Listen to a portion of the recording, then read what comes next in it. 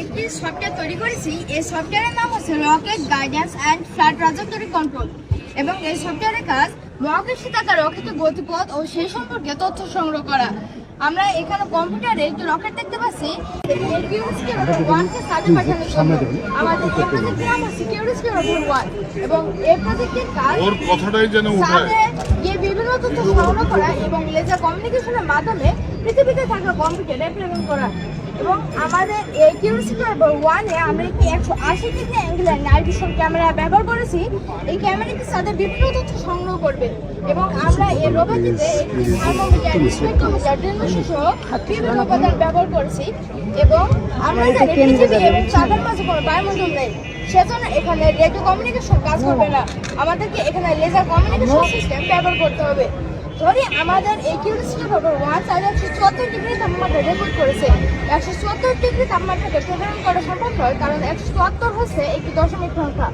আমরা জানি কম্পিউটার সাধারণত বাইনারি সংখ্যা বোঝে, সেজন্য 174 সংখ্যাটি দশমিক সংখ্যা থেকে পৃথিবীতে প্রেরণ করতে হলে এটি প্রথমে বাইনারিতে রূপান্তর করতে হবে।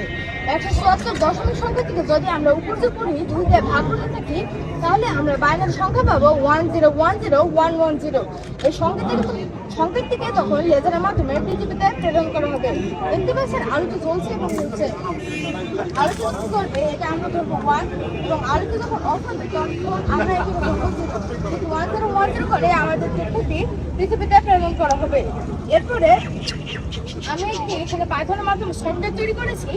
এই সফটওয়্যার আমাদের এই লেজার ডাটা করতে এবং এটিকে বাইনারি এবং দশমিকে রূপান্তর করতে সক্ষম।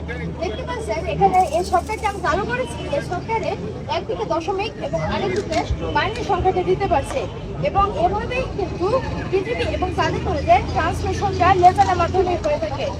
যেহেতু আমি রকেট সায়েন্স নিয়ে কাজ করছি, তাই এই যেহেতু এর চমৎকার উপস্থাপনা আমি 500 টাকা প্রায় ফিলিস্তিন পাঠাইছি।